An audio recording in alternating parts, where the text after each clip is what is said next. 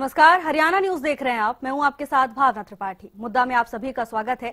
मुद्दा में आज बात करेंगे मुख्यमंत्री नायब सिंह सैनी के प्रदेश की कानून व्यवस्था को दिए गए बड़े बयान को लेकर। अगर प्रदेश की कानून व्यवस्था मजबूत हो तो समाज सुरक्षित रहता है, विकास की रफ्तार तेज होती है और लोगों का भरोसा सरकार और सिस्टम पर मजबूत होता है। कानून व्यवस्था की मजबूती के लिए जरूरी स्पष्ट नीतियां हैं जो कि महत्वपूर्ण होती हैं। सीएम नायब सैनी ने कहा कि जिस क्षेत्र में क्राइम कंट्रोल नहीं होगा वहां के एसएचओ पर कार्रवाई होगी और एसएचओ को डिमोट किया जाएगा।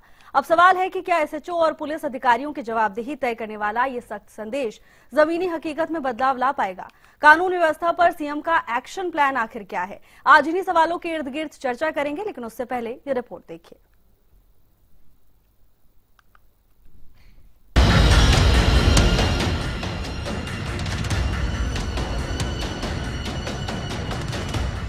प्रदेश में कानून व्यवस्था को लेकर मुख्यमंत्री ने साफ शब्दों में कहा है कि राज्य में अपराध पर किसी भी कीमत पर लगाम लगाई जाएगी और कानून व्यवस्था में लापरवाही किसी भी स्तर पर बर्दाश्त नहीं की जाएगी।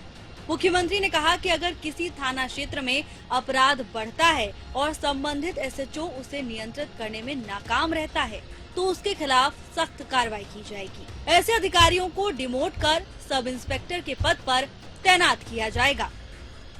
नहीं, बिल्कुल मैंने ये कहा, मैंने आज नहीं कहा, ये पीछे भी कहा था। मैंने पीछे भी ये बात कही थी, क्योंकि हमारा पुलिस है जो वो मजबूत है,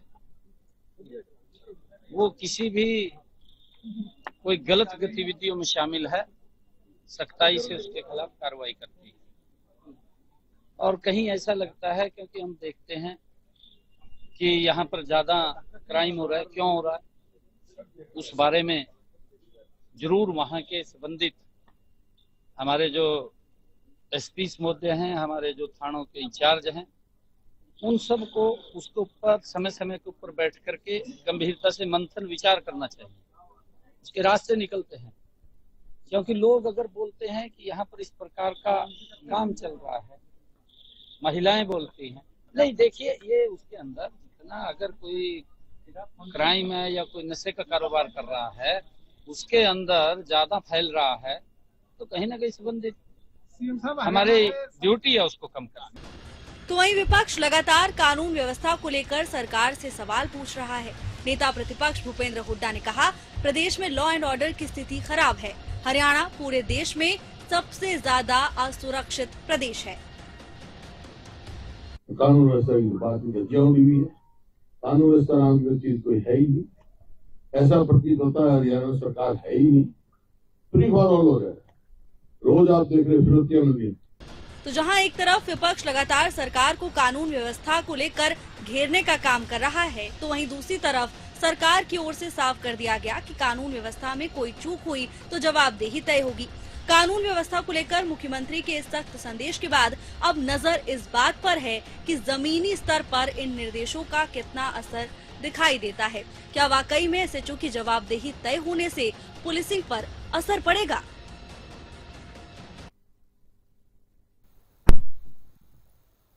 और इसी पर चर्चा के लिए हमारे साथ कुछ खास मेहमान जुड़ गए हैं, उनसे आपका परिचय करा देते हैं। बीजेपी की ओर से हमारे साथ यशपाल बत्रा जी हैं, कांग्रेस का पक्ष रखने के लिए गगन खरोट जी हमारे साथ हैं और साथ ही वरिष्ठ पत्रकार राजेंद्र जौदौन हमारे साथ चर्चा में जुड़ चुके हैं। आप सभी मेहमानों का बहुत बहुत स्वागत है हरियाणा न्यूज पर।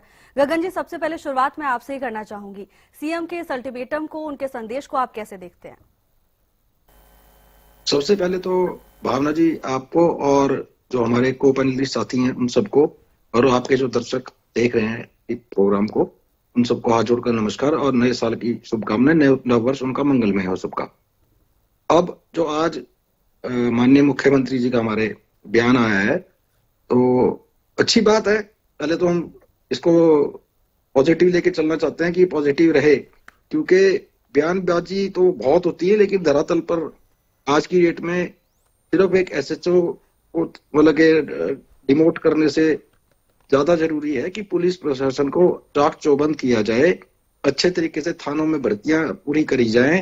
पुलिस प्रशासन में आज की डेट में भर्तियां ही बहुत कम है और हरियाणा के जो आज हालात हैं वो किसी से छुपे नहीं है। बहुत सारे चैलेंजेस आज हरियाणा में खड़े हैं। अभी जो पिछला हमारा शीतकालीन विधानसभा सत्र हुआ उसमें हमने एक जिम्मेवार विपक्ष होने के नाते जनता की आवाज उठाई वहां पर हमारे विधायकों ने, नेता प्रतिपक्ष ने, कि आज की डेट में जो हरियाणा के हालात हैं वो किसी से छुपे नहीं है। हरियाणा सबसे खुशहाल राज्य में गिना जाता था।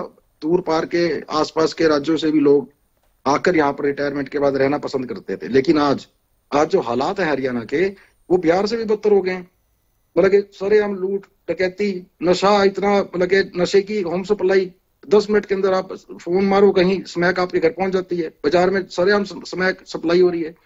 तो हालात बहुत ज्यादा बद से बदतर है। सिर्फ थाना प्रभारी को ही दंडित करने से इसका समाधान नहीं होगा। लेकिन एक अच्छी पहल है, हम ये भी कहते हैं कि अच्छी पहल है, शुरुआत करें। लेकिन चुनौतियां बहुत सारी खड़ी हैं। हालात हरियाणा के बहुत ज्यादा खराब है। व्यापारियों को सरेआम धमकी आती है। साइबर क्राइम का मतलब कि इतना ज्यादा बुरा हाल है कि इतने साइबर क्राइम का बुरा हाल है, इतना ज्यादा हालात खराब कर रखे हैं। मतलब कि सरेआम लोगों से ठगी करी जा रही है। कोई सुनवाई नहीं है थानों में। अलग से थाने बना दिए, उनके अलग से डिपार्टमेंट बना दिए। लेकिन आज तक हमने तो सुना नहीं साइबर क्राइम में किसी के पैसे लूटे और उसके वापिस आए हो। कहां तक तार जुड़े हुए। तो चुनौतियां बहुत हैं कहने में, और अभी तो कहा है, अब धरातल पे क्या होता है उसको देखते हैं, फिर इसके बारे में आगे बात करेंगे। ठीक है गगन जी, इन सवालों के साथ मैं यशपाल जी के पास जाऊंगी, लेकिन सबसे पहले राजेंद्र जी, आपको क्या लगता है सीएम की ओर से जो संदेश दिया गया है, एसएचओ पर कार्रवाई की जो बात की गई है, धरातल पर असर दिखाएगी? छोटी आगे चलो घर की बात क्या नहीं ये भी इतनी बहुत है। भजन मेरे भजन बहुत है। राजेंद्र जी, आप तक आवाज आ रही है? हाँ जी जी, आपकी आवाज कुछ स्पष्ट नहीं आ रही थी, दोबारा से अपनी बात को दोहरा दीजिएगा। हाँ जी मैं थोड़ा सा अभी बिजी था इधर। जी जी,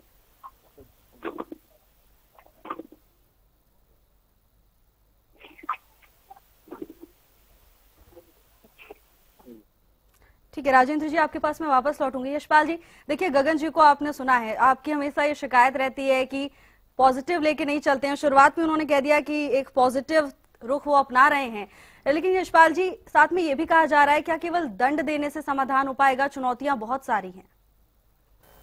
भावना, सबसे पहले मेरे साथी प्रवक्ताओं को, आपके हरियाणा न्यूज के सभी दर्शकों को मेरी राम राम। और कांग्रेस प्रवक्ता की बातें मैंने भी बड़े ध्यानपूर्वक सुनी, आपने भी बड़े ध्यानपूर्वक सुनी, आपके दर्शकों ने बड़ी अच्छी ध्यानपूर्वक से सुनी है। लेकिन ये सबसे बड़ा इनका, मैं तो बोलूंगा पॉजिटिविटी, जो मैं हमेशा बोलता हूँ, आज चैनल पे बोलता हूँ, अगर अच्छे काम किए जा रहे हैं तो उसके लिए पॉजिटिविटी भी विपक्ष को अपनानी चाहिए और उस दिशा में मिलकर काम करने की कोशिश भी करनी चाहिए। सम्माननीय हमारे मुख्यमंत्री नैब सिंह सैनी जी ने कहा है। देखिए, एक थाना प्रभारी, अगर एसएचओ की हम बात करते हैं, अगर किसी थाने का एसएचओ अपने एरिया के अंदर अगर वो ठीक तरीके से काम करे और ठीक तरीके से हर एक चीज का मॉनिटरिंग करे, तो वहां पे क्राइम नहीं हो सकता किसी भी सूरत पे। कहीं ना कहीं किसी ना किसी रूप में कोई ना कोई वहां पे कुछ ना कुछ ऐसी नीचे सिपाही या सब इंस्पेक्टर या एएसआई या और भी सब कोई ना कोई किसी तरीके से मिलजुल के कुछ काम क्राइम करवाते हैं या इस तरीके के काम होते हैं। ये निरंतर आप लोग भी फील करते हो कि हम लोग भी फील करते हैं और भी करते हैं।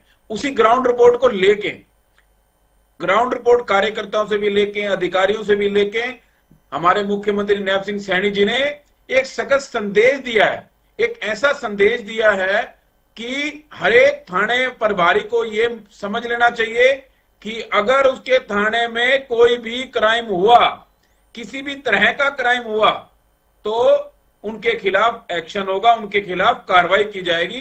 ये तो बड़ा स्वागत के लायक ये बड़ा अच्छा पहल है माननीय मुख्यमंत्री जी की। इसके लिए तो हमें सबको मिलके इनके साथ मिलके काम करना चाहिए।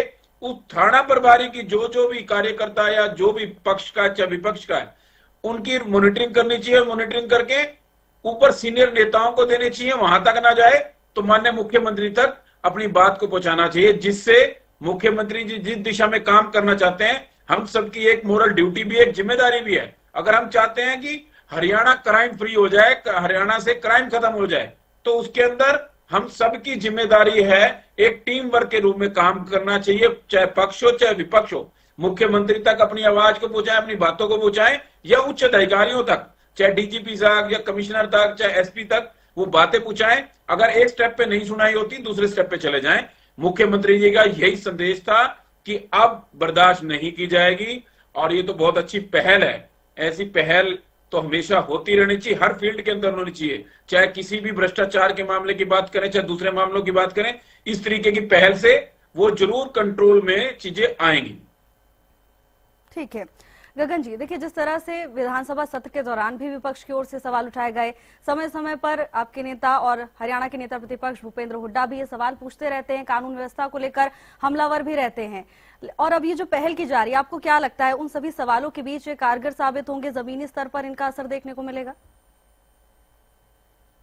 सुन रहा था हमारे भाई यशपाल जी को, देखो इसमें कोई डाउट नहीं है, जो हमारे अभी जो मौजूदा मुख्यमंत्री हैं वो बातें तो बहुत अच्छी अच्छी करते हैं, लुभावनी बातें करते हैं, इसमें कोई दो राय नहीं है बातें, लेकिन सिर्फ बातों से समाधान नहीं होता ना। अभी उन्होंने पहले भी जितना उनका कार्यकाल रहा है, उन्होंने कई घोषणाएं करी, लेकिन प्रैक्टिकली तौर पर उनकी जो धरातल पर जो दिक्कत आती है, धरातल पे वो पूरी नहीं होती, क्योंकि सारी जो घोषणा होती हैं या जिनके ऊपर वो कार्रवाई करने की कोशिश करते हैं, वो सिर्फ कागजों में, फाइलों में रह जाती हैं।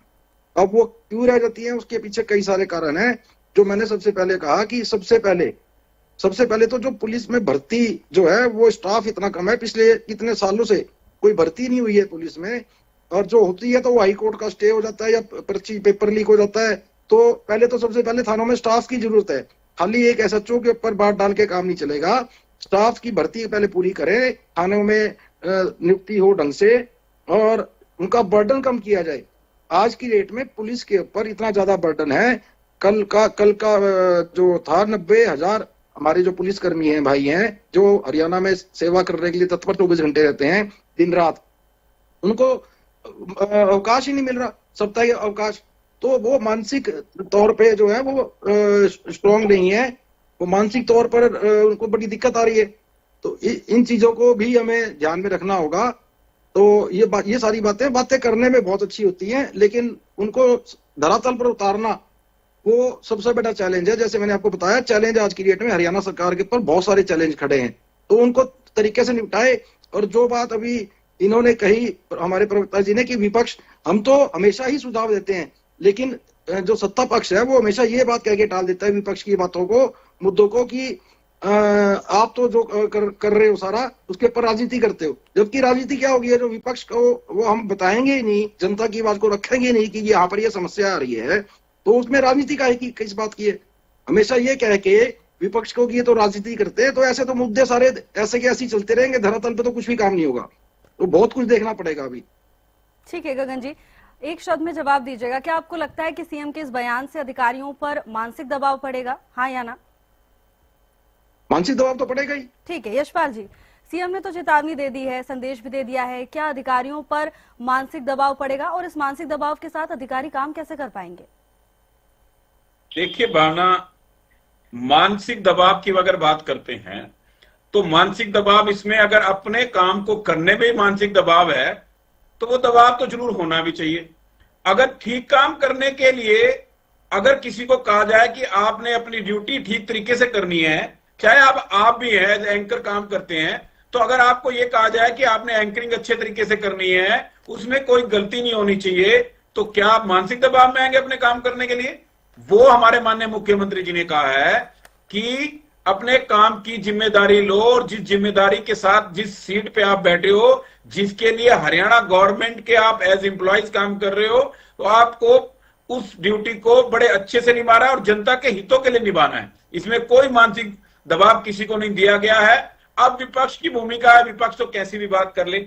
अब विपक्ष अपने समय की बात करे, अगर 2010 से 2013 की बात करें, जब इनके कार्यकाल की बात करते हैं, जब कांग्रेस की सरकार थी, एनसीआरबी के डेटा के अनुसार हरियाणा अपराध में 5वें नंबर पर था। और आज की स्थिति के अंदर देखते हैं, अगर हम लोग आज किस तरीके से है, अगर 2023 से 2025 तक के 1438 अपराधी पकड़े गए, जिनमें से 232 गैंगस्टर शामिल थे, और जो गैंगस्टरों को विदेश से डिपोर्ट किया गया, जो बाहर भी पकड़े गए और यहां भी पकड़े गए।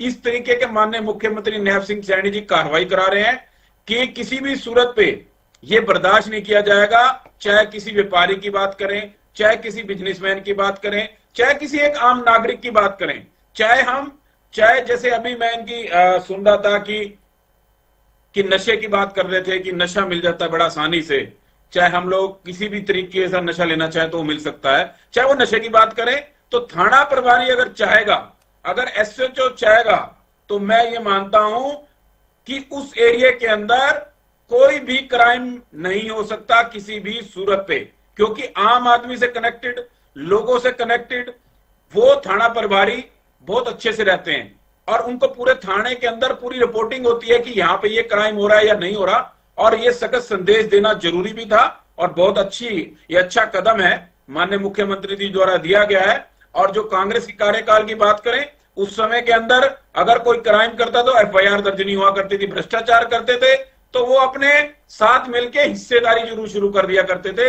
लेकिन इस सरकार के अंदर अगर किसी ने कोई गलत किया है उसके खिलाफ कार्रवाई होगी। ऐसे कितने एग्जाम्पल हैं, चाहे कोई आईएएस है, चाहे कोई आईपीएस है, चाहे कोई मंत्री है, चाहे कोई एमएलए, चाहे जनप्रतिनिधि है, अगर किसी के खिलाफ पुख्ता सबूत हैं, एविडेंस के साथ सबूत हैं और उसके खिलाफ कार्रवाई होती है और वो अरेस्ट भी होते हैं। ऐसे कई मामले मैं आपको गिनवा सकता हूं। और कांग्रेस के कार्यकाल के अंदर अगर एक मामला गिनवा दें, किसी आईएएस, आईपीएस, मंत्री, एमएलए के खिलाफ कार्रवाई हुई हो, एक मामला गिनवा दे, मैं इस 10 साल के कार्यकाल में कितने मामले आपको गिनवा के दे सकता हूं, कितने आईएएस, आईपीएसओ के खिलाफ कार्रवाई हुई है। कोई एमएलए अगर गलती कर रहा है उसके खिलाफ कार्रवाई हुई है। तो सबके खिलाफ सारा हरियाणा के लिए, हरियाणा के माननीय मुख्यमंत्री जी के लिए एक वीआईपी भी, एक आम नागरिक भी, सब इक्वलेंट पे है। जो गलती करेगा उसको सजा मिलेगी, चाहे थाना प्रभारी है, चाहे आम आदमी है, चाहे बड़े से बड़ा आदमी क्यों ना हो।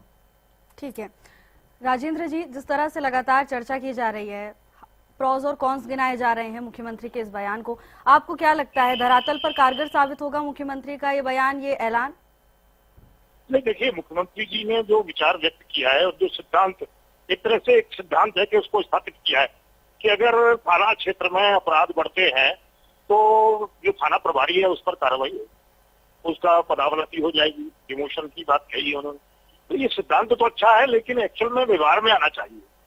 थाना प्रभारी को सब पता होता है कि कहाँ कौन किस तरह की गतिविधियों में लिप्त है। एक अचानक कोई झगड़ा हो जा बात अलग है, कोई बलवा हो जाता है, कोई दंगा फसाद हो जाता है, वो तो एक दूसरी बात है। लेकिन वैसे जो प्लान वे में जो अपराध होते हैं, थाना प्रभारी को सब पता होता है।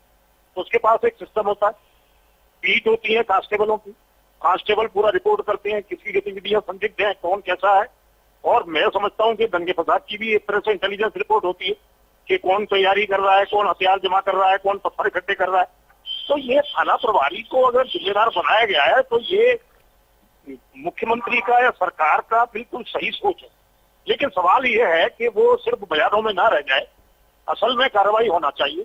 हर थाने की एक जो है मंथली रिपोर्ट जो आती है उसमें कितना अपराध दर्ज हुए, कौन कौन से किस किस प्रकृति के अपराध दर्ज हुए हैं, उन सब पर विचार करके और फिर थाना प्रभारी के आगे की प्रोग्रेस पर फैसला किया जाना चाहिए कि उसको डिमोशन देना है, पदोन्नति करनी है या आगे बढ़ाना है या कंटिन्यू रखना है, सर्विस में लगातार जिम्मेदारी पर रखना है। तो ये एक अच्छा फैसला है, क्योंकि सब पुलिस कानून व्यवस्था की जो एक छोटी इकाई है वो थाना क्षेत्र है। थाना क्षेत्र है और उससे जुड़ी हुई अदालतें हैं। अदालतें सुनवाई करती हैं, वो निगरानी करती हैं, वो भी देखती है कि क्या है। तो 24 घंटे में जो है अपराध दाखिल होता है, दर्ज होता है, तो उसकी रिपोर्ट जो है कोर्ट को करनी पड़ती है। तो सारा जो है सिस्टम इस तरह का बना हुआ है। लेकिन असल में होता क्या है कि उस लेवल पर कार्रवाई नहीं होती, उतनी सख्ती नहीं होती, चलता रहता है। किसी भी थाना क्षेत्र में अपराध बढ़ रहा है तो बढ़ता ही जा रहा है, किसी भी तरह की घटनाएं हो रही हैं। तो आम थाना प्रभारी की नजर से कोई भी नहीं बच सकता। जिस तरह के संदिग्ध लोग होते हैं सबकी डायरिया होती है, सबकी एक रिपोर्टिंग होती है कि कौन किस तरह का, किस प्रवृत्ति के लोग हैं, क्या कर सकते हैं। और वो हर तरह की जो है बचाव के भी उपाय बता देते हैं वो लोगों के बीच में।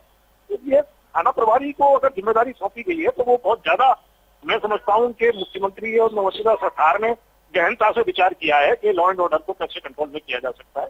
और जो है ये गैंगस्टर पनपते हैं तो उनका भी पहले से पता होता है, सारे बैकग्राउंड समाज में सामने आ रहे होते हैं कि कौन जो है किसकी गतिविधियां, कौन युवक जो है किस अपराधी के संपर्क में है, कौन जेल से बाहर आया है और जेल में रहते हुए किसके संपर्क में रहा है। तो जो गैंगस्टर का निर्माण होता है कई बार तो कोई छोटे अपराध में कोई यूथ जेल में चला गया, वहां बड़े गैंगस्टर से मुलाकात हो गई और वो किसी गैंग का मेंबर बन गया। तो ये इस तरह की घटनाएं भी होती है। इस चैन को भी तोड़ने की जरूरत है। और अभी तो हरियाणा में नशे की भी बड़ी चुनौती है। नशे के लिए भी कौन सप्लायर है, कहाँ से सप्लाई आती है, कौन से थोक सप्लायर हैं, कौन से बड़े सप्लायर हैं, कौन सी बिग फिशेज है, कोई स्मॉल फिशेज है, तो सारा उनको स्टडी करके और उस पर कार्रवाई करने की जरूरत है। अब देखते हैं कि सरकार जो है सिद्धांत पर किस तरह से अमल करती है, आगे कैसे अपराधों पर नियंत्रण कायम होता है। और जो रिकॉर्ड है एनसीआरबी का, जो रिकॉर्ड है क्राइम रिकॉर्ड ब्यूरो का, उसमें कैसे जो बढ़ते हुए अपराधों के ग्राफ में कैसे गिरावट आती है। और हैनियस खासतौर से घृणित अपराध और ये जो फायरिंग के केस है और वसूली के केस है, पर्ची दे गए और फायरिंग कर गए और वो डरा गए ताकि पैसा पहुंच जाए, तो इन सब चीजों पर कैसे रोक लगती है ये थाना प्रभारी सब तय कर सकते हैं, उनके पास फोर्स है। बाकी ये है कि लॉ एंड ऑर्डर के लिए फोर्स को थोड़ा सा मुक्त फ्री रखना भी जरूरी है। अब वो वीआईपी ड्यूटी में लगा रहे हैं, कहीं दूसरी कार्यक्रमों में, कभी चुनाव है, कभी कुछ और कार्यक्रम है, उसी में जो पुलिस बल जो है उसी में अगर व्यस्त रहेगा तो उसको लॉ एंड ऑर्डर के लिए काम करने का टाइम ही नहीं मिलेगा। तो वे कानून व्यवस्था के और अपराधों के ग्राफ को देखते हुए पुलिस फोर्स को भी उस तरह से एक तरह से फ्री रखना जरूरी है ताकि वो लॉ एंड ऑर्डर में ही काम करे। ये है बिल्कुल। और कहीं ना कहीं प्रदेश सुचारू रूप से आगे बढ़े और विकसित रहे, इसके लिए सुरक्षित माहौल बहुत जरूरी है। यशपाल जी, जो सबसे मेजर कंसर्न, मुख्य चिंता निकलकर सामने आ रही है, अभी कांग्रेस प्रवक्ता हमारे साथ मौजूद है, उन्होंने भी कहा कि कहीं ऐसा ना हो केवल बयानबाजी ही हो, केवल कागजों में ही ये संदेश हो और धरातल पर कुछ ना हो। देखिए, मैंने अभी धरातल के लिए आपको आंकड़े भी बताए, कांग्रेस के भी बताए और बीजेपी के कार्यकाल के भी बताए। तो अगर वो धरातल पे नहीं होते तो वो कार्रवाई कैसे होती? अब माननीय मुख्यमंत्री जी ने जब ग्राउंड से रिपोर्ट ली, कार्यकर्ताओं से रिपोर्ट ली, अधिकारियों से रिपोर्ट ली, तो उनको ये लगा कि एसीपी लेवल, डीसीपी लेवल या एसपी लेवल या कमिश्नर लेवल पर सिर्फ वो लोग पहुंच सकते हैं जो थोड़े बहुत रसूखदार हो या जो वेल एजुकेटेड हो, वो पहुंच जाते हैं। आम नागरिक, आम आदमी थाने तक ही रहता है और थाने के लिए सारा कंट्रोल थाने पे रहता है। अगर कोई क्राइम कर रहा है तो थानेदार को पता है, एसएचओ को पता है, और उसके बाउंड्री के अंदर, उस थाने की बाउंड्री में क्या क्या क्राइम किस किस समय कौन कौन कर रहा है, कौन कौन वो आदमी है। क्योंकि लॉजिकली बात है, अगर वो कोई क्राइम हो रहा है, नशा बेच रहा है या किसी भी तरह की कोई क्राइम कर रहा हो, तो वो स्थानीय आदमी उनके साथ जरूर होता है और पुलिस के सामने वो रिपोर्टिंग होती रहती है। कोई आम नागरिक बता के जाता है मेरे यहाँ हो रहा है, मेरे पड़ोस में ऐसा हो रहा है, वो इग्नोर करते हैं, उन पे कार्रवाई करते हैं, वो उन पे डिपेंड हो जाता है। तो माननीय मुख्यमंत्री जी के कहने के बाद एसएचओ के ऊपर ये जरूर बात आ जाएगी, ये जरूर प्रेशर हो जाएगा कि मैं कार्रवाई नहीं करूंगा तो मुझे, मेरे खिलाफ कार्रवाई होगी। उन्होंने एक शब्द ये भी कहे कि कार्रवाई होगी या फिर उनको प्रमोशन मिलेगी। अब काम ठीक करने के लिए, अगर किसी ने काम करने के लिए कहा जो ठीक काम करना चाहिए, जिसकी उसकी जिम्मेदारियां, ड्यूटी है, तो ये तो बहुत अच्छा कदम है मुख्यमंत्री जी का, स्वागत योग्य कदम है और हम सबको स्वागत करना चाहिए उनके इस कदम का और मिलके उनकी मदद करनी चाहिए, सपोर्ट करनी चाहिए। ठीक है गगन जी, देखिए दो बातें निकलकर सामने आ रही हैं। सबसे पहले तो ये कहा गया कि अपने काम को करने में कौन सा मानसिक दबाव, और दूसरी बात ये कि धरातल पर काम हो रहा है। यही कारण है कि मुख्यमंत्री तक ये रिपोर्ट है कि जनता आसानी से एसएचओ के पास ही पहुंच सकती है। यानी यशपाल जी का दावा है कि ग्राउंड रिपोर्ट के आधार पर पहले भी काम किया गया था, उसी ग्राउंड रिपोर्ट के आधार पर यह फैसला लिया गया है और उसके बाद भी ग्राउंड रिपोर्ट पर समीक्षा की जाएगी। देखो भावना जी, मैंने सारा सबको सुना, लेकिन मैं बीच में डिस्कनेक्ट हो गया था किसी कारण से, वीडियो डिस्कनेक्ट हो गई थी, उसके लिए मैं क्षमा चाहूंगा। मैंने अपने प्रवक्ता जो हमारे हैं यशपाल भाई, उनको भी सुना और जो हमारे राजेंद्र जोन जी है वरिष्ठ पत्रकार, उनको भी सुना। और अब सबसे बड़ा मुद्दा तो यही है ना, अब हम जो सवाल उठाते हैं, जब मैं सवाल उठाऊंगा और मैं कहूंगा, फिर हमारे भाई कहेंगे बीजेपी के ये इन्होंने राजनीति करनी शुरू कर दी। 11 साल से तो ट्राई चली रही है, 11 साल से कर ही रहे हैं। ऑन पेपर क्या हो रहा है? ऑन पेपर ही फाइलों में ही घूम रहा है सब कुछ। अब थाना प्रभारी को, सिर्फ एक थाना प्रभारी को जिम्मेवारी देके इन्होंने, आपने इनसे पूछा था अभी कि क्या दबाव, आपने मेरे से एक जवाब में पूछा था कि हाँ या ना में जवाब दो, क्या दबाव पड़ेगा? अब इन्होंने आपके ऊपर डाल दिया। आपका काम क्या है और थाने प्रभारी का काम क्या है? किससे कंपैरिजन कर रहे हैं बताओ? आपको तो आपका फील्ड अलग है, थाना प्रभारी का फील्ड अलग है। उसके ऊपर जो मानसिक दबाव रहेगा कि इतनी फाइलें आई हैं। अब इसमें एक और समस्या पता क्या खड़ी होगी? अब जब वहां पर कोई कंप्लेंट लेके जाएगा तो एफआईआर अब लॉन्च होने में दिक्कत आ जाएगी, क्योंकि उसके ऊपर अब मानसिक तौर पे दबाव आ जाएगा।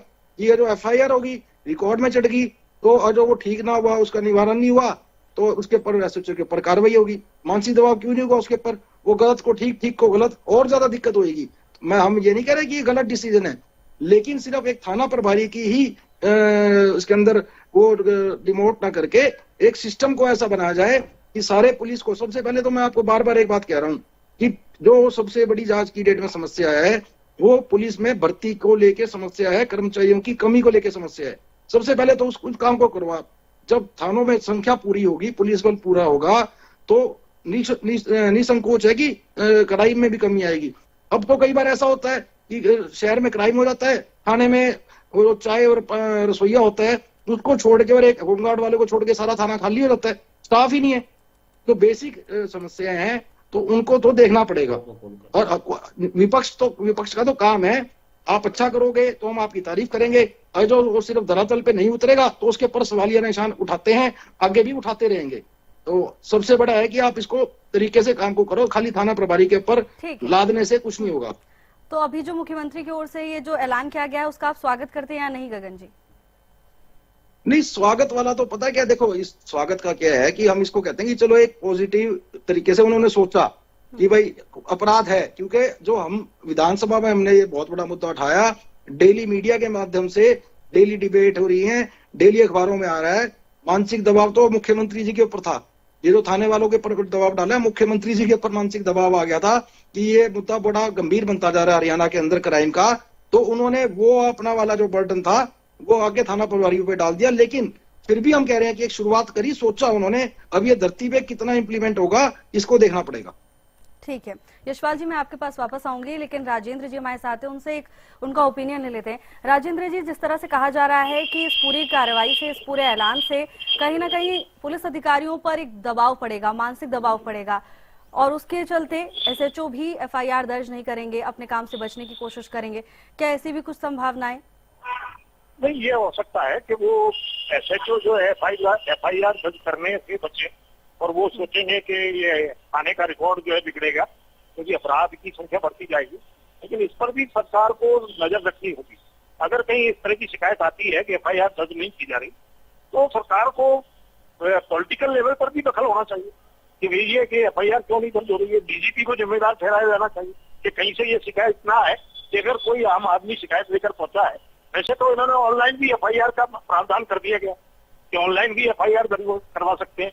पहले तो थानों के बीच में अधिकार क्षेत्र को लेकर भी विवाद हो जाता था कि क्राइम हमारे थाना क्षेत्र में नहीं हुआ, FIR वहां जाके दर्ज करवाइए। अब तो आप किसी भी थाने में 0 FIR दर्ज करवा के फिर बाद में दूसरे थाने को, जिस थाना क्षेत्र का वो अपराध है, उसको हैंड ओवर कर सकते हैं, आप उसको सौंप सकते हैं। तो FIR पर तो कोई रोक होनी ही नहीं चाहिए। FIR दर्ज करने से बचने की जो प्रवृत्ति है थानों में थी पहले, वैसे तो ये सरकार जब 2014 से भारतीय जनता पार्टी आई तो उनका ये दावा रहा कि अपराधों की बढ़ी हुई संख्या इसलिए दिखाई दे रही है कि पहले FIR दर्ज नहीं होती थी और हमने अब FIR दर्ज करना अनिवार्य कर दिया। तो अनिवार्य होना चाहिए। अगर कोई फरियाद लेके पहुंचा है तो आप उसकी FIR जरूर दर्ज कीजिए। अगर FIR गलत है तो वो उसमें अंतिम रिपोर्ट लग जाती है, या उसके खिलाफ झूठी FIR दर्ज करने पर कार्रवाई का भी प्रावधान है कि अगर कोई बड़ा ही मामला है और उसमें अगर झूठी रिपोर्ट दी गई है तो उस पर वो फरियादी झूठी रिपोर्ट लेके गया है, उस पर भी एक्शन हो जाता है। तो वो जो संबंधित व्यक्ति है वो भी झूठी FIR दर्ज कराने से पहले ही सतर्क रहेगा, वो बचेगा। वास्तव में अगर उसके साथ कोई घटना हुई है, कोई अपराध हुआ है, तो वो FIR दर्ज कराने पहुंचेगा। तो FIR की अनिवार्यता तो सरकार को लागू करना ही चाहिए, और उसके साथ साथ व्यवस्था ये होनी चाहिए, पुलिस की ये जिम्मेदारी होनी चाहिए कि FIR दर्ज कराने कोई आए ही ना। कोई घटना ना होगी, कोई घटना नहीं होगी, कोई अपराध नहीं होगा तो FIR दर्ज कराने कौन पहुंचेगा। तो ये व्यवस्था होनी चाहिए, लेकिन FIR तो दर्ज होनी चाहिए, और उससे बचने का अगर प्रयास होता है, उसके बारे में कोई शिकायत आती है तो उस पर भी कड़ी कार्रवाई होनी चाहिए। बिल्कुल यशपाल जी, देखिए गगन जी ने सीधे सवाल किया है, उसमें मैं अपने शब्द नहीं जोड़ूंगी। उन्होंने कहा कि मुख्यमंत्री के ऊपर बर्डन था, वही बर्डन उन्होंने SHO पर शिफ्ट करने का काम किया है। अब हमारे साथी प्रवक्ता कि मुख्यमंत्री और बर्डन था, मुख्यमंत्री तो आपका तो आभार व्यक्त करना चाहिए मुख्यमंत्री जी का, अगर वो बर्डन ले रहे हैं और वो जनता के लिए इतना सोच रहे हैं, दिन रात सोच रहे हैं, हर मिनट मिनट में सोच रहे हैं कि जनता को तकलीफ नहीं होनी चाहिए, जनता को तकलीफ नहीं होनी चाहिए, और जनता के लिए काम कर रहे 24 घंटे।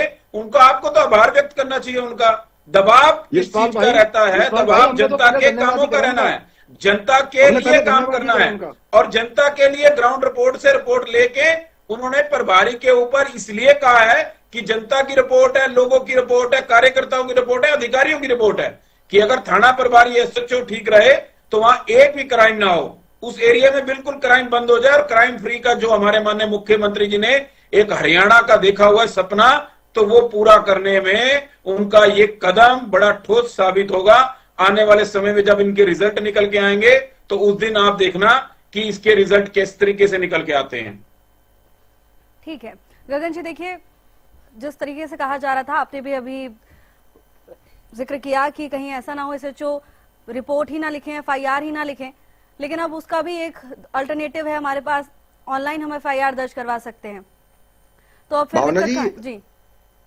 भावना जी ऑनलाइन जो कंप्लेंट एफआईआर जो रजिस्टर्ड होती हैं वो गंभीर मामले नहीं है। वो कौन कर सकता है? वो आपका मान लो कहीं मोबाइल गिर गया, आपका कहीं पर्स गिर गया, आपकी कहीं गाड़ी की चाबी गिर गई, ठीक है जी, वो कोई क्राइम थोड़ी ना है, वो तो आपका खुद का सामान खो गया, उसकी आप एफआईआर करा सकते हो। किसी गंभीर मामले में मेरे को फिरौती के लिए कॉल आ गई, मेरे घर मैंने किसी नशे वाले को पकड़वाना है, मैंने किसी की कंप्लेंट करनी है, वो एफआईआर मैं अपने पास से नहीं कर सकता ऑनलाइन। ऑनलाइन एफआईआर तो चोरी की है, वो होती है, उसमें क्या बड़ी बात है, वो वहां नहीं होगी तो यहाँ हो जाएगी।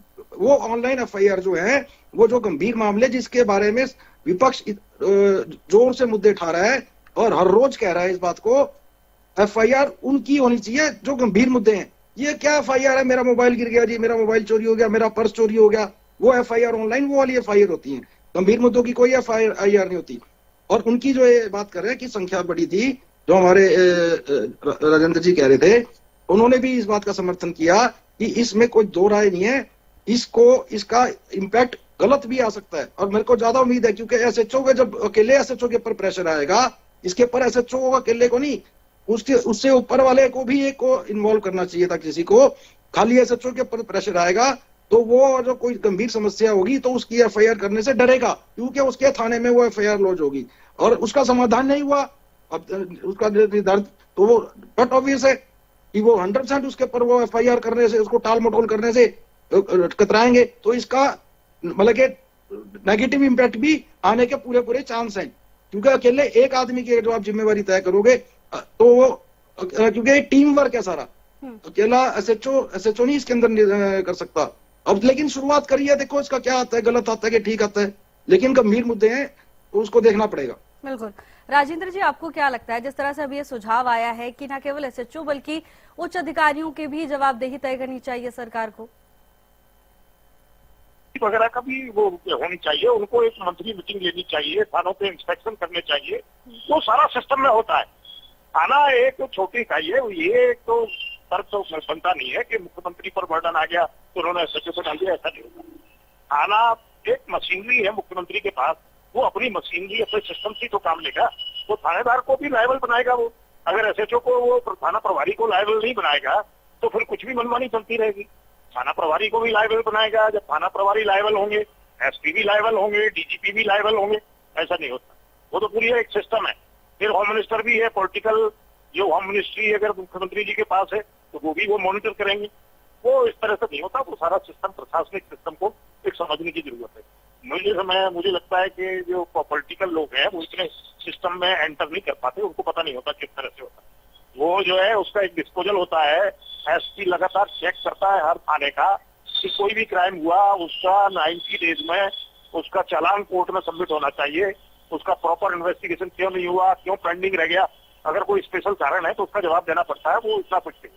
अगर कोई थानेदार, कोई थाना प्रभारी मनमानी करता है, क्राइम में कोई वो ढील देता है, कार्रवाई में ढील देता है, तो उसमें एसपी की सहमति मिली बगैर जरूर होती है, उसके बगैर नहीं हो सकती। जो लोग आपराधिक मामलों की रिपोर्टिंग करते हैं, पत्रकारिता करते हैं, उनको सब पता होता है कि अंदर तक क्या हो रहा है। कोई भी क्राइम हुआ, आपको कोई गिरफ्तारी हुई 24 घंटे में कोर्ट को सूचित करना पड़ेगा। अगर आप बगैर सूचित किए रखते हैं तो वो लीगल वो कंफाइनमेंट माना जाता है तो उसमें भी एक्शन होता है बहुत सारी। वो ऐसा नहीं है, इतना आसान नहीं है। अदालतें भी अपनी मॉनिटरिंग करती हैं, और कोई क्राइम में अगर पुलिस बहुत ही लापरवाही करती है तो आप डायरेक्ट कोर्ट में भी कंप्लेंट दायर कर सकते हैं, और कोर्ट भी पुलिस को ऑर्डर कर सकता है कि आप इसमें इन्वेस्टिगेट करिए, चालान पेश। तो बहुत सारा वो सिस्टम ऐसा नहीं है। थाना प्रभारी को लायबल बनाना, जिम्मेदार बनाना एक महत्वपूर्ण फैसला है। उससे मुझे लगता है कि पुलिस की कार्यवाही में, कामकाज में ईमानदारी और चुस्ती आएगी। ना तो वो ढिलाई करेंगे, ना जानबूझकर अनदेखी करेंगे, ना मिलीभगत करेंगे अपराधियों के साथ। पुलिस मिलीभगत कर लेती है क्योंकि रिश्वतखोरी का भी मामला बनता है। कई सभी को नहीं कह सकते हम, लेकिन जो करते हैं वो करते हैं। एसीबी अपनी कार्रवाई करती है। एसीबी का आप रिकॉर्ड उठा के देख लीजिए कि एसीबी ने कितने पुलिस वालों को पकड़ा। तमाम खबरें आती रहती हैं, तमाम आपके मीडिया में फोकस होती है। तो ये इससे क्या है कि जो लायबिलिटी उन्होंने थाना प्रभारी को सौंपी है, ये महत्वपूर्ण फैसला है, लेकिन इसको वास्तव में इम्प्लीमेंट किया जाना चाहिए, लगातार देखा जाना चाहिए। लगातार एसपी के लेवल पर हर जिले में समीक्षा होनी चाहिए, फिर डीजीपी के लेवल पर होना चाहिए, और मुख्यमंत्री को एज ए होम मिनिस्टर खुद भी देखना चाहिए 6 महीने में, जब भी उनको समय में स्पेयर करते हैं वो होम मिनिस्ट्री के लिए, गृह मंत्रालय के लिए, तो उनको देखना चाहिए कि क्या स्थिति चल रही है। अगर वो इतनी चुस्ती रहेगी तो निश्चित तौर पर अपराधों में कमी आएगी। ठीक है यशपाल जी, अभी गगन जी ने जो बात कही मैं वही दोहरा देती हूँ। उन्होंने कहा कि उच्च अधिकारियों की भी जवाबदेही तय होनी चाहिए, वरना अगर केवल आप एसएचओ को जिम्मेदार ठहरा देंगे तो कहीं ना कहीं एसएचओ पर ज्यादा मानसिक दबाव पड़ेगा और अपने थाना क्षेत्र में एफआईआर लॉन्च करने से थाना प्रभारी एसएचओ बचेंगे। मुझे ऐसा लगता है कांग्रेस प्रवक्ता को थोड़ा ज्ञान लेके बैठना चाहिए। यहाँ पे ये एक सिस्टम है, थाना प्रभारी से लेके जो आईओ होता है, आईओ के बाद एसएचओ, एसएचओ के ACP, ACP DCP, DCP joint commissioner, commissioner, ये उसके बाद डीजीपी। ये एक सिस्टम का पार्ट है, लेकिन मेन सिस्टम का पार्ट थाने की बात, जो आम नागरिक, आम लोग उस थाने के आसपास जो बाउंड्री होती है उसके अंदर अंदर रहते हैं, और क्राइम के बारे में एसएचओ को ज्यादा पता होता है। मैंने अभी उसके पहले भी आपको बताया कि एसीपी या डीसीपी या कमिश्नर या एसपी तक आप लोग, हम लोग या कुछ वेल एजुकेटेड लोग तो पहुंच जाते हैं, लेकिन जो एक बहुत बड़ा तबका आम नागरिकों का है, जो लोग वहां तक नहीं पहुंच पाते, अपने थाने तक ही पहुंच पाते हैं, वो उस थाने के अंदर अगर कोई गलती कर रहा है, थाना प्रभारी की जो एसएचओ की जो जिम्मेदारियां हैं वो उसको ठीक तरीके से नहीं कर रहा, तो माननीय मुख्यमंत्री जी ने यही कहा है कि अगर कोई एसएचओ अपने काम को ठीक तरीके से नहीं करेगा तो उसके खिलाफ कार्रवाई होगी। अगर ठीक काम करेगा कोई थाना तो उसकी प्रमोशन भी होगी। और ऐसा नहीं कि उसके ऊपर के अधिकारियों की जिम्मेदारी खत्म हो गई है, वो तो ऑलरेडी सेम जिम्मेदारी रहती है। ये तो सिस्टम का पार्ट है। उस सिस्टम के अंदर किस तरीके से 90 दिन के अंदर अगर कोई एफआईआर दर्ज हुई है, उसका चालान पेश करना है, या और इन्वेस्टिगेशन का पार्ट है, किसी की कंप्लेंट आई है, इन्वेस्टिगेशन, और उसके बाद भी किसी की सेटिस्फेक्शन नहीं होती, आप एसीपी के पास अपने दोबारा लेटर लगा सकते हैं कि मेरी सेटिस्फेक्शन नहीं है, इस पे एसएचओ ने गलत कार्रवाई करी है। डीसीपी के भी लगा सकते हैं, एसपी के पास भी, कमिश्नर के पास भी। ये तो सिस्टम का पार्ट है। थोड़ा सा इस मामले की जानकारी लेके इनको आना चाहिए था। इस तरीके की बातें चैनलों में बैठ के मुझे लगता है कि नहीं करनी चाहिए थी। ठीक है गगन जी, जल्दी से अपनी बात को पूरा कीजिएगा। वो कह रहे हैं कि ये तो प्रणाली का एक हिस्सा है, अगर आज मुख्यमंत्री बयान नहीं देते तभी एसएचओ की जवाबदेही तो पहले से ही तय मानी जाती है। मैं भावना जी, मैं ना, हम यही समस्या यहीं पर खड़ी हुई है। जो बीजेपी के प्रवक्ताओं के साथ और जो नेताओं के साथ समस्या है ना, वो सबसे बड़ी समस्या ही यही है कि ये अपने आप को कहते तो है कि विपक्ष हमारा साथ नहीं देता, हर बात में राजनीति करता है, लेकिन इनको जब भी कोई चीज बताई जाती है कि इसको ऐसे नहीं ऐसे कर लो या ऐसे करने से कुछ बेटर होगा, तो ये कहते हैं जी इनको ज्ञान नहीं है। अब ये मेरे को कह रहे हैं कि ज्ञान ही नहीं है। भाई साहब कैसी बातें करो, क्या इसमें ज्ञान वाली कौन सी बात है? कौन सी पॉलिटिकल साइंस की है या मिलिट्री साइंस? मैंने कहा आपको ज्ञान लेके आना चाहिए। एक ये सिस्टम का पार्ट है, एसीपी, डीसीपी और कमिश्नर क्या क्या रोल अदा करते हैं। कैसी बात वो उस एफआईआर अगर कोई होती है तो उन सबकी कार्रवाई कैसे कैसे बनती है, वो कार्रवाई आपको जानकारी लेके आनी चाहिए। समय थोड़ा सा कम है। मेरे भाई यही समस्या आप लोगों के साथ है, आप सुनना ही नहीं चाहते, विपक्ष को तो आप सुनना ही नहीं चाहते।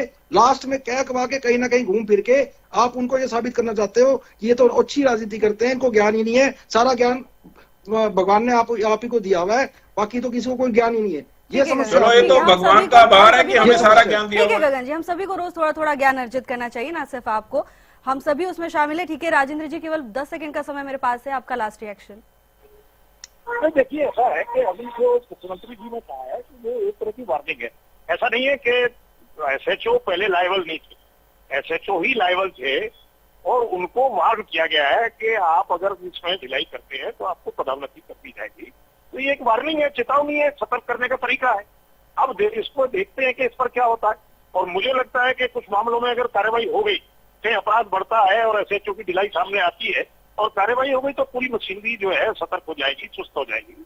और पुलिस में जो एक तरह से करप्शन है मान लीजिए, या अनदेखी है या सुस्ती है, वो दूर होगी और वो पुलिस मशीनरी ठीक से काम करेगी। लेकिन सवाल ये भी है कि एसएचओ को भी पूरा सपोर्ट मिलना चाहिए, पूरा स्टाफ उसको जितना जरूरी है उतना मिलना चाहिए, गश्त की व्यवस्था होनी चाहिए ताकि जो रात को होने वाले क्राइम है, कहीं चोरी है, कहीं दूसरे अपराध है, तो वो ना हो सके।